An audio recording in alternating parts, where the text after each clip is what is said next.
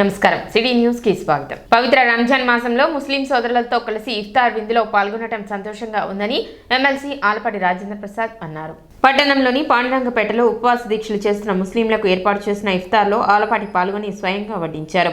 పలువురు ముస్లిం నాయకులు, కూటమి శ్రేణులు తదితరులు ఈ కార్యక్రమంలో పాల్గొన్నారు.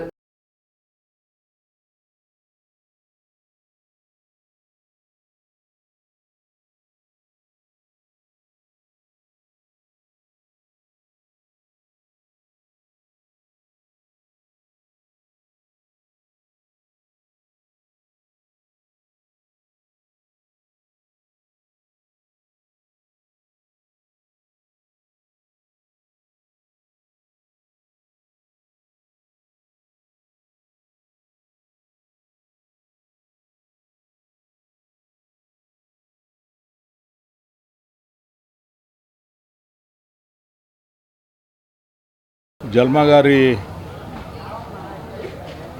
కుటుంబం తరఫున ఈ వార్డు తెలుగుదేశం పార్టీ అధ్యక్షులైనటువంటి మొన్న గారి నాయకత్వంలో ఇక్కడ ఈరోజు రంజాన్ మాసంలో ఇఫ్తార్ విందుని అత్యంత ఘనంగా ఇక్కడ ఏర్పాటు చేసినందుకు హృదయపూర్వకమైనటువంటి ధన్యవాదాలు తెలుపుకుంటా ఉన్నాను. మనందరికీ కూడా తెలిసిన అంశమైన ప్రపంచం మొత్తం కూడా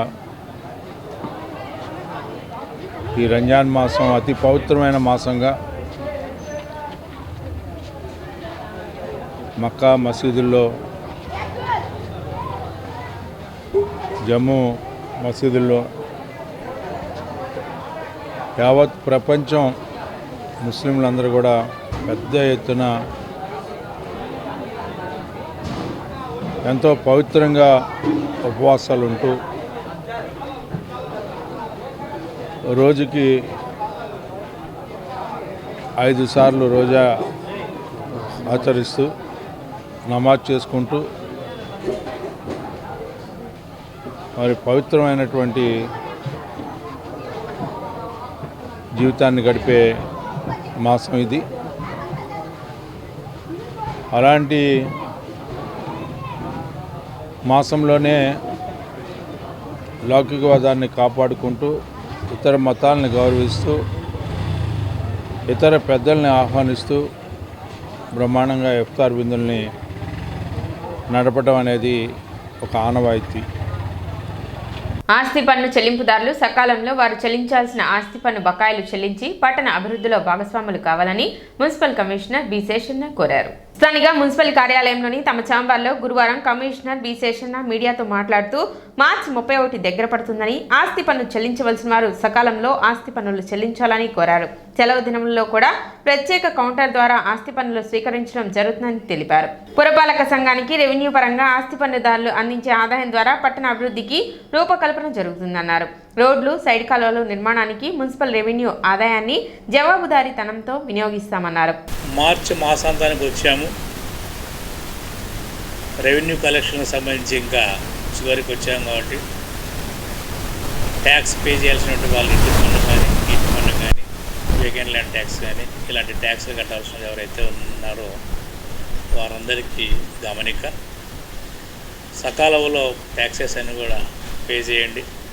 చేసి మీ యొక్క మన పట్టణ అభివృద్ధిలో పాల్పంచుకునేసి ప్రతి ఒక్కరిని కోరుతున్నాం. మా దగ్గర నుండి సమాచారం ప్రకారంగా ఈ సంవత్సరం ఎలాంటి ఇంట్రెస్ట్ ఉపయోగం అనేది రావడం లేదనేసి మా దగ్గర నుండి సమాచారం కాబట్టి వస్తున్నటువంటి హోప్స్ కూడా లేవు. ఈ విషయంలో ప్రజలు గమనించుకొని ట్యాక్స్ పేయర్స్ ఎవరైతే ఉన్నారో, స్టిల్ డ్యూ ఎవరైతే ఉన్నారో వాళ్ళందరూ కూడా వెంటనే ట్యాక్సెస్ అన్నీ కూడా క్లియర్ చేయాల్సి ప్రతి ఒక్కరిని కోరుతున్నాం.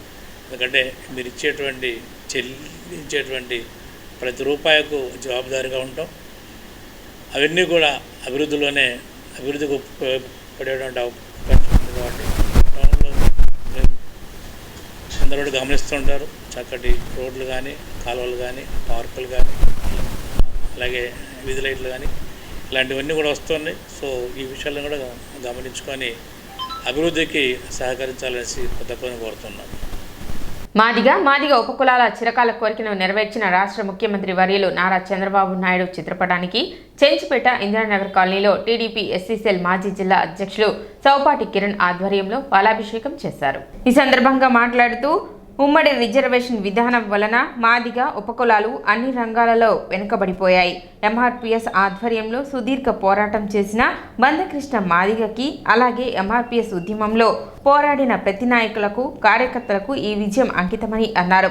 ఎంఆర్పీఎస్ రాష్ట్ర కార్యదర్శి ధనరాజుపల్లి కిషోర్ మాట్లాడుతూ 30 ఏళ్ల సుదీర్ఘ పోరాటంలో వేలాది మంది ఎంఆర్పీఎస్ నాయకులు తమ జీవితాలను త్యాగం, మందకృష్ణ మాదిగ పోరాటం ఫలితం ఈరోజు మాదిగ ఉపకులాల జీవితాలలో వెలుగు నింపారని అన్నారు. ఈరోజు ముఖ్యమంత్రి చంద్రబాబు నాయుడుకి మాదిగ జాతి పక్షాన, ఎంఆర్పీఎస్ మందకృష్ణ మాదిగ పక్షాన ఉద్యమ నమస్కారం తెలియజేస్తున్నామన్నారు. ఈ కార్యక్రమంలో ఎంఆర్పీఎస్ సీనియర్ నాయకులు చిల్క కిరణ్ మాదిగ, టీడీపీ నాయకులు బొబ్బిళ్లపాటి ప్రసాద్, గాజులవత్తి సురేష్, మనోజ్, తంగిరాల మనోజ్, బాలనాగమ్మ, అజిత్ ప్రసాద్ తదితరులు పాల్గొన్నారు. ఆంధ్రప్రదేశ్ శాసనసభలో వర్గీకరణ బిల్లు ప్రవేశపెట్టడం జరిగింది.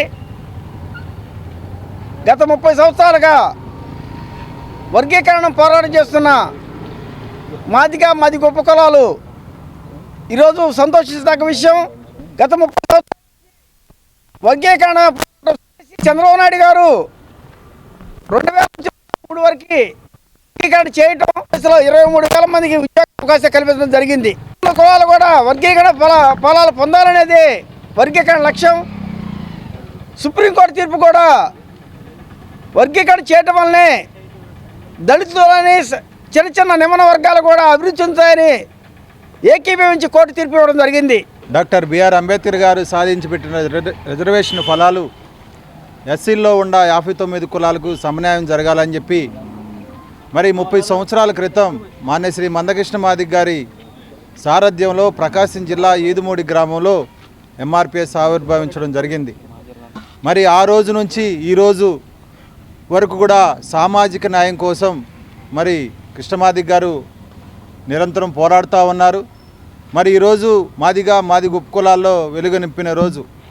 అనేక సందర్భాల్లో 2-3 సందర్భాల్లో ఎస్సీ వర్గీకరణ జరిగినా మరి కుట్రపూరితంగా ఆ రోజు మరి సుప్రీంకోర్టులో కొట్టివేయటం, కేంద్ర ప్రభుత్వంలో నరేంద్ర మోడీ గారు వచ్చిన తర్వాత మరి మాదిగ ఉపకులాలకు జరుగుతున్న అన్యాయం మీద మరి అప్పుడు మోడీ గారు పెద్దన్న పాత్ర తీసుకొని మరి కేంద్ర ప్రభుత్వం కూడా పూర్తి మద్దతు తెలపడం, సుప్రీంకోర్టులో కూడా మరి మా వాదనలు విన్న సుప్రీంకోర్టు కూడా మరి వర్గీకరణ సమంజసం అని చెప్పి తీర్పునియటం, అనుకూలంగా తీర్పునియటం జరిగింది.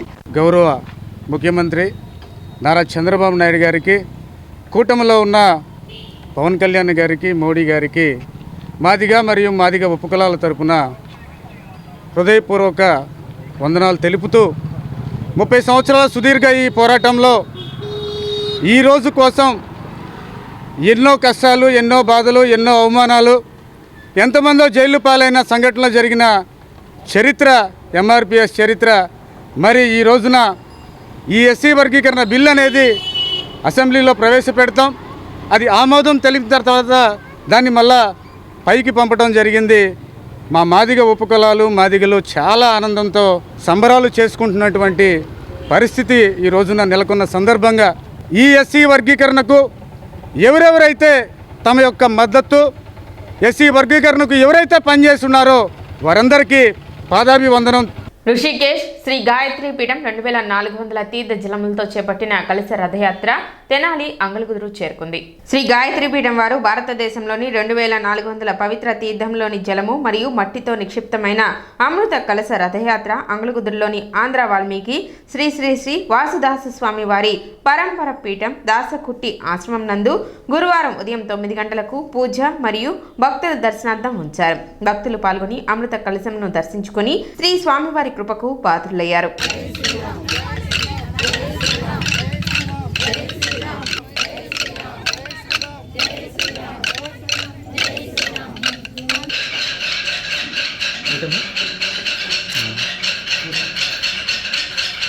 అడుగున పూలు వేసాడు ఆ తండ్రి కాదు విడిపూలు అదే వేస్తే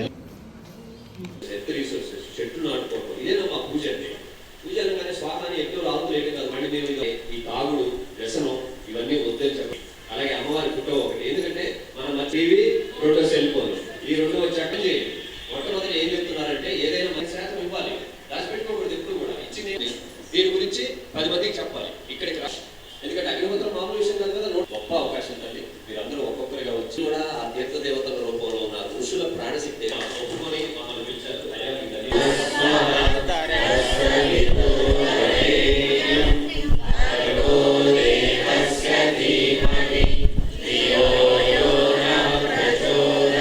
గాయత్రీ పీఠం ఋషికేశ్ నుంచి 2400 తీర్థంతో మృతికతో కలిసిన కలశము నారాకుడికి వచ్చింది. మా కోరిక మేరకు నా ఋషికేశ్ నుంచి స్వామీజీ వారు మన ఆశ్రమం తీసుకొచ్చారు. చాలా శక్తివంతమైన కలశము, భక్తులు వచ్చి దర్శనం చేసుకుంటున్నారు, చాలా సంతోషము. తర్వాత ఇది ఆంధ్ర వాల్మీకి శ్రీ వాసుదాస స్వామి వారి పరంపర పీఠం. ఆంధ్ర వాల్మీకి శ్రీ వాసుదాస స్వామి వారు రామాయణం 24,000 శ్లోకాలు, 24,000 పద్యాలు, అర్ధతార్పణంతో 69 ఏట గిద్దావపాలు తీసుకొని 20 గంటల చొప్పున రచించి ఒంటిమిట్ట కోదండరామస్వామికి అంకితం ఇచ్చారు. 1920 ఆ ప్రాంతంలో టెంకాయ చిప్ప ద్వారా భిక్షాటన చేసి ఒంటిమిట్ట దేవాలయం పునరుద్ధరించారు. అక్కడి నుంచి నడిగడ్డపాలెం వచ్చి ఆశ్రమం ఏర్పాటు చేశారు. రెండో స్వామి కొంతకాలం ఉండి దాశే స్వామి అంగళకుదురు విచ్చేశారు. ఇక్కడ ఈరోజు మేము 2400 తీర్థాల్లో ఉన్న పుణ్య జలాలు, నదీ జలాలు, అలాగే మృత్తికతోటి హరిద్వార్ నుంచి మా పరంపూజ్య గురుదేవులు సాధన శతాబ్ది, అలాగే అక్కడ 1926లో వెలిగించిన అఖండ జ్యోతి జన్మ శతాబ్ది, అలాగే మాతాజీ వందనీయ మాతా భగవతీదేవి శర్మ జన్మ శతాబ్ది సందర్భంగా లోక కళ్యాణం కోసం ఆంధ్రప్రదేశ్, తెలంగాణలో జ్యోతి కలశ యాత్రలు జరుగుతున్నాయి. ఆ అఖండ జ్యోతి 100 సంవత్సరాల క్రితం వెలిగించిన అఖండ జ్యోతి యొక్క ముఖ్య ఉద్దేశం ఏంటంటే చీకటి నుంచి వెలుగు వైపుకి, అలాగే అజ్ఞానం నుంచి జ్ఞానం వైపుకి అందరూ నడవాలనే సదుద్దేశంతో ఆంధ్రప్రదేశ్లో 108 కుండాల గాయత్రి మహాయజ్ఞాలు జరుగుతున్నాయి. అందులో భాగంగా ఇక్కడ అంగళకుదురు ఎంతో శక్తివంతమైన శ్రీ వాల్మీకి ఆశ్రమానికి ఈ శక్తి కలశాన్ని తీసుకొని వచ్చాము.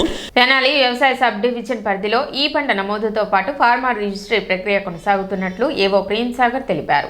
ఈ పంట నమోదు కింద తెనాలి 15,000, దుగ్గిరాలలో 20,000, కొల్లిపరలో 13,000 ఎకరాలు నమోదైనట్లు తెలిపారు. అదేవిధంగా ఫార్మర్ రిజిస్ట్రీకి సంబంధించి తెనాలి 6,654, కొల్లిపర 6,400, దుగ్గిరాల 7,400 మంది రైతులకు పూర్తయినట్లు చెప్పారు. ప్రభుత్వం నుండి వచ్చే పథకాలు లేదా నష్టపరిహారం పొందాలంటే ఫార్మర్ రిజిస్ట్రీ తప్పనిసరని, ఇంకా చేయించుకొని రైతులు ఎవరైనా ఉంటే రైతు సేవా కేంద్రాలలో వారి యొక్క వివరాలు అందించి ఫార్మర్ రిజిస్ట్రీ ప్రక్రియ పూర్తి చేయించుకోవాలని ఆయన విజ్ఞప్తి చేశారు. ప్రస్తుతం 15,098 ఎకరాలు మనం సాగు చేసాము. ఈ రబీలో మొక్కజొన్న 6,011, జొన్న 6,556, మినుము 275 ఎకరాలు, పెసర 2,208 ఎకరాల దాకా సాగు చేస్తున్నాం. ప్రస్తుత పంట పరిస్థితి బాగా ఉంది. దిగుబడి కూడా మొక్కజొన్నలు 30 నుంచి 40 లోపు రావచ్చు, జొన్నలు 20 నుంచి 25 లోపల రావచ్చు. కాబట్టి రైతులు, ఎందుకంటే అందరూ కౌలు రైతులు కాబట్టి ఈ పంటే మనకు సేఫ్ సైడ్ కాబట్టి దీంట్లో ఖర్చులు మిగులుతాయి కాబట్టి రైతులు కొంచెం సంతోషంగా ఉన్నారు.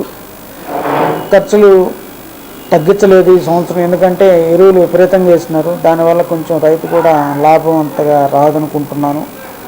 తర్వాత కంటిన్యూస్ ప్రోగ్రామ్స్ మా దగ్గర రైతు ఫార్మర్ రిజిస్ట్రేషన్ అనే కార్యక్రమం జరుగుతూ ఉన్నాయి. అవి సొంత రైతులకే జరుగుతున్నాయి.